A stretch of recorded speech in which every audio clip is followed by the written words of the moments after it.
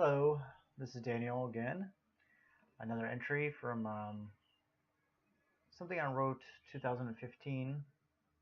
Not about, might seem a little bit out of place, but people liked it when I wrote it, so I'm going to share it with you via video. It was about uh, one of the um, one of the things that we read in the Torah, which has to do with the ceremony of dedicating the building of the tabernacle or the Mishkan in the desert during the Hebrews' sojourn after they left Egypt, which is stories that take place in the Bible. And this one I titled The Eighth Day. Who has ever heard of 8 days in a week? We know there's a famous Beatles song, 8 Days a Week.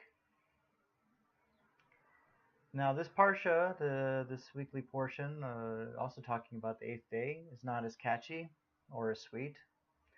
It's called Shimini. It's a continuation of the previous week's reading, which is Tzav, where we learn about the tabernacle's 7-day inauguration ceremony. 7 days. And according to the way we read it and how it's taught, it seems that Moshe Rabbeinu, Moses, our teacher, did all the work. Seemingly impossible how one person could do that, but that's at least what we're taught, or what religious dati Jewish people are taught. Often the things that we're taught are not necessarily within the bounds of human reason, but that's why it's called a religion. You're supposed to have beliefs in things. Sometimes those things are not necessarily reasonable, but we still believe them anyways because that's part of being in a religion. Anyways, that's another topic for another time. So this week's reading, Shimini, is a continuation of the previous week's reading, Tzav, where we learned about the tabernacle's 7-day inauguration ceremony. The reading opens up with the 8th day, when God's presence descends on the tabernacle. On that day, Aaron HaKohen, who's Moshe Rabbeinu's brother, Aaron HaKohen, Moshe Rabbeinu's brother, his sons, Nadav and Avihu, die when they enter the offering for an uncalled incense offering. I recall learning that the Talmud records over 20 different reasons Aaron's sons died on that 8th day. I'm awake at 4:50 a.m. That's when I wrote this originally on March 31st, 2015. I was awake at 4:50 in the morning to tell you my thoughts on 2 of Aaron Cohen's sons dying. You have to go back to the previous 7 days. Each day, Moses and crew were building and taking down the entire Mishkan. Every day, the same thing. Put it up, take it down. Every day, God warned Moses and Aaron to follow only the instructions given. The Torah states over and over again that Moses and Aaron did everything that they were told. And Rashi states they did not deviate left or right. Now, let me ask you a question. Let's say you're the son and nephew of the people who built all these places where the danger of death signs were posted. Let's say that your dad and your uncle were electricians and they built for 7 days a super high voltage electricity plant.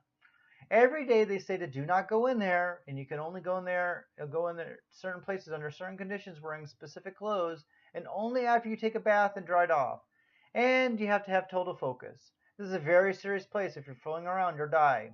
Now, if you're a parent or involved with children, you know the more you tell them not to do anything, the more reasons you give them to not do something or not go somewhere, the more they're going to want it.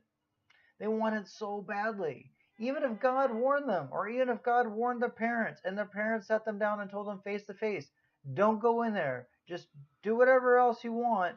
Imagine the most dangerous electricity nuclear facility in the world. Only top scientists go in there with special suits. We don't want to melt down.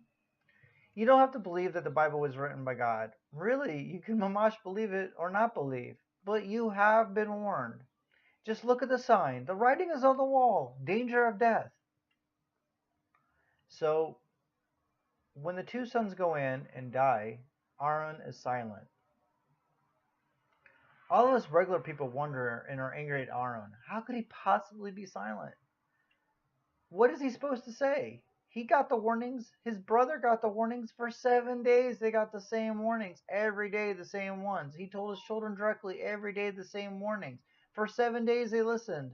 They did not deviate left or right. On the eighth day, just like the Beatles sing, "Oh, I need your love, babe," God to the people. "Guess you know it's true," people to God. "Hope you need my love, babe," God to the people. "Just like I need you," people to God. "Hold me, love me, hold me, love me," people to God. "I ain't got nothing but love, babe," God to people. "8 days a week, love you every day, girl," God to people. "Always on my mind," God to people. "One thing I could say, girl," God to people. "Love you all the time," God to his people. "Hold me, love me, hold me, love me," people to God. "I ain't got nothing but love, girl," people to God. 8 days a week, people to God. 8 days a week, God to people. "I love you," people to God, God to people. 8 days a week, people to God, God to people. "It's not enough to show I care," people to God, God to people. "Oh, I need you, love, babe," people to God. "Guess you know it's true," people to God. "Hope you need my love, babe," God to people. "Just like I need you," people to God. "Hold me, love me, hold me, love me," people to God. "I ain't got none but love, babe," God to people. 8 days a week, people to God, God to people. 8 days a week, people to God, God to people. "I love you," God to people. 8 days a week, God to people. It's not enough to show I care," God to people.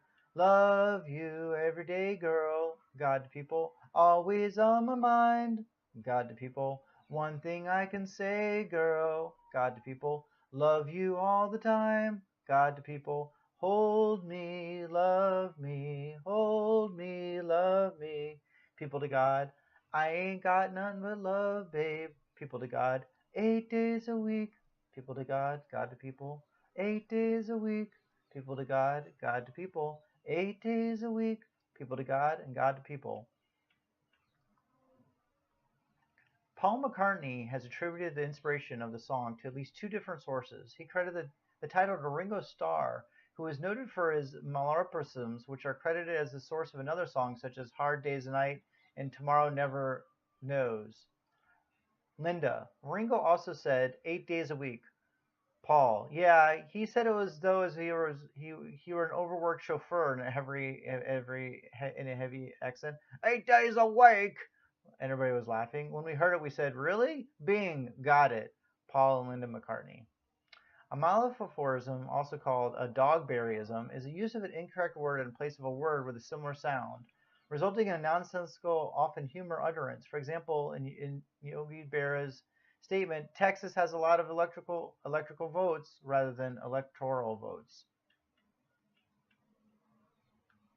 And that is my entry for the day.